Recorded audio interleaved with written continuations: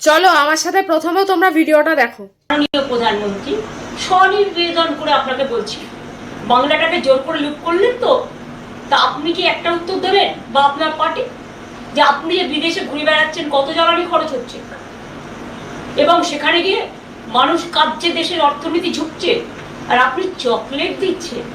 চকলেটটা ইটালিকে না দিয়ে, ইটালির প্রধানকে না দিয়ে বাচ্চাদের দিতে পারতেন। বাচ্চারা চকলেট খায়, হ্যাঁ অবশ্যই এসব জিনিস তো আপনি ভালোবাসেনি, আমরা সবটাই জানি, কিন্তু আমরা কোনোদিনও পার্সোনাল ব্যাপারে যাইনি, তাই পার্সোনাল ব্যাপারে অ্যাটাক করিনি। এটা কোনো রাজনৈতিক সৌজন্য। আপনি বলছেন ব্যক্তিগত আক্রমণ আপনি করছেন না, কিন্তু আপনার বক্তৃতাতে আপনি কি মিন করতে চাইছেন সেটা সবাই বুঝেছে। মোদিজি যদি কোনো ব্যক্তিগত সম্পর্কই থাকতো তাহলে সেটা পাবলিককে জানানোর দরকার পড়তো না। আপনি কেন বারবার প্রধানমন্ত্রীর ব্যক্তিগত জীবন নিয়ে খোঁচা মারেন?